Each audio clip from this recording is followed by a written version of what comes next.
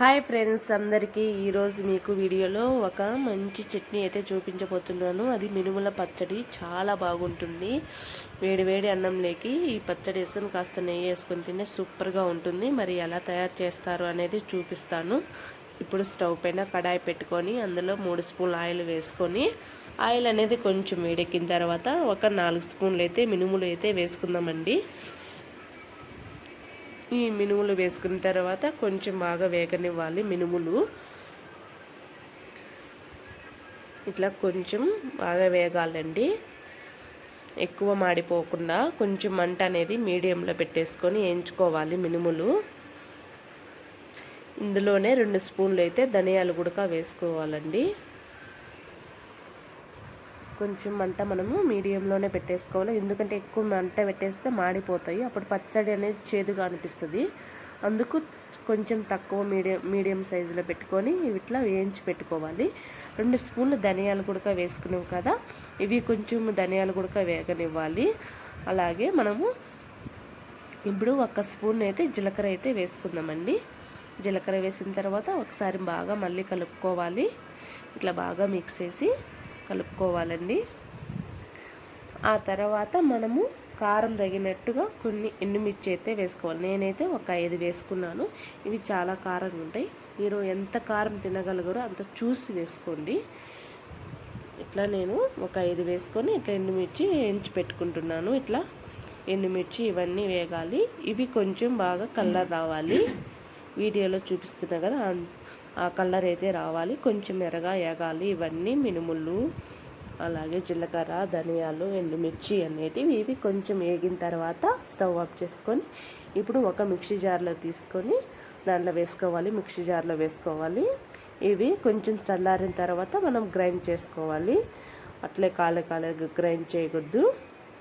కొంచెం చల్లారిన తర్వాతనే గ్రైండ్ చేసుకోవాలి. మళ్ళీ అదే కడాయిలో 2 స్పూన్లు ఆయిల్ అయితే వేసుకొని, నేను దీనికి ఇది టమోటా అయితే వాడుకుంటున్నాను. మీరు కావాలంటే చింతపండు అయినా నానబెట్టి వేసుకోవచ్చు.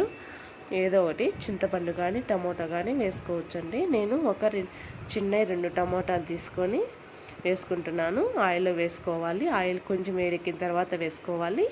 అలాగే ఒక పెద్ద సైజు ఆనియన్ కూడా ఇలా కట్ చేసుకొని వేసుకోవాలి. ఇవి కొంచెం బాగా టమోటాలు అనేవి కొంచెం మెత్తగా ఉడకాలండి. అందుకు ఒకసారి బాగా కలుపుకొని ఒకసారి మూత పెట్టేసుకొని ఒక 10 నిమిషాల తర్వాత మూత తీసేసుకొని మళ్ళీ చూసుకోవచ్చు.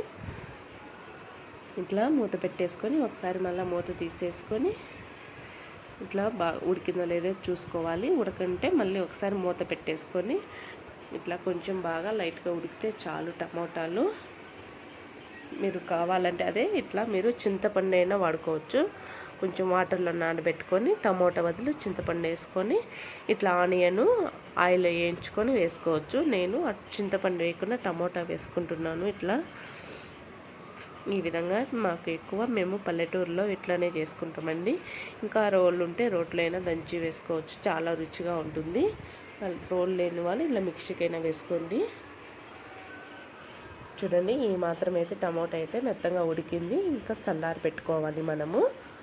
ఇప్పుడు మనము మిక్సీ జార్ అయితే తీసుకొని దాంట్లో వేసుకున్నాం కదా. చల్లారిన తర్వాత కొద్దిగా కల్లుప్పు వేసుకొని తర్వాత చూసి వేసుకోండి. కొద్దిగా వేసుకోండి ఇప్పుడు మూత పెట్టేసుకొని మిక్సీ జార్లో కొంచెం మెత్తగా గ్రైండ్ చేసుకుందాము. చూడండి, ఈ విధంగా అయితే మనము గ్రైండ్ చేసుకోవాలి.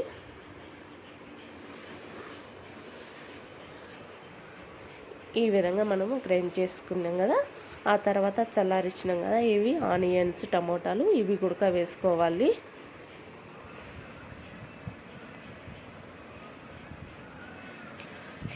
ఇవి కూడా వేసుకొని ఒకసారి గ్రైండ్ చేసుకోవాలి. మనం రోట్లో ఎలా అయితే చట్నీ దంచుకుంటామో అలాగే ఒక మిక్సీ జార్లో అలాగే గ్రైండ్ చేసుకోవాలి.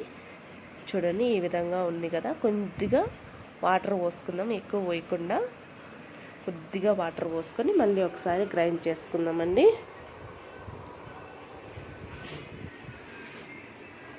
చూడండి, ఈ విధంగా అయితే ఉండాలి చట్నీ అనేది. మనం రోట్లో ఎలా దంచుకుంటామో అలాగే మిక్సీకి అలాగే గ్రైండ్ చేసుకోవాలి. ఆ విధంగా అయితే ఉండాలి చట్నీ.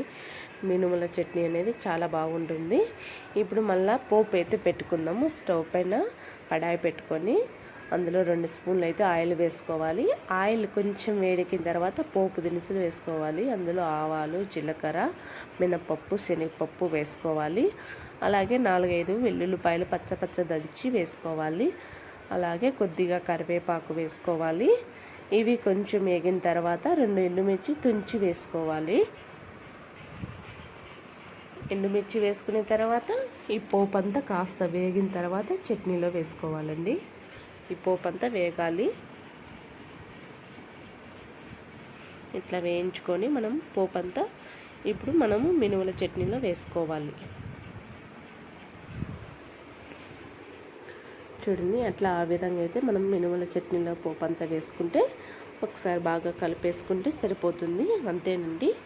ఈ విధంగా ఒకసారి మీరు ట్రై చేయండి. ఇది టిఫిన్ లెక్క బాగుంటుంది మినుముల పచ్చడి అనేది. ఇట్లా వేడి అన్నంలోకి ఈ పచ్చడి వేసుకొని కాస్త నెయ్యి వేసుకొని తినండి, మీకే తెలిసింది, చెప్పని అవసరం లేదు, అంత బాగుంటుంది. మేము ఎక్కువగా ఇట్లనే చేసుకుంటాము. ఎవరైనా చేయలేని వాళ్ళు, తెలియని వాళ్ళు ఉంటే ఇలా ఈ విధంగా ట్రై చేసి చూడండి. మినుముల పచ్చడి చాలా రుచిగా ఉంటుంది. మీరు ఒకసారి ట్రై చేసి నాకు కామెంట్ బాక్స్లో కామెంట్ చేయండి. చాలా రుచిగా ఉంటుంది మినుముల పచ్చడి. ఈ వీడియో కనుక మీకు నచ్చినట్లయితే లైక్ చేసి, షేర్ చేసి, సబ్స్క్రైబ్ చేసుకోండి ఫ్రెండ్స్. చాలా బాగుంటుంది ఇది. ఈ విధంగా ఒకసారి మీరు మా పల్లెటూరు స్టైల్లో, మా పల్లెటూరు పద్ధతిలో ఈ చట్నీ ఒకసారి ట్రై చేసి చూడండి ఫ్రెండ్స్.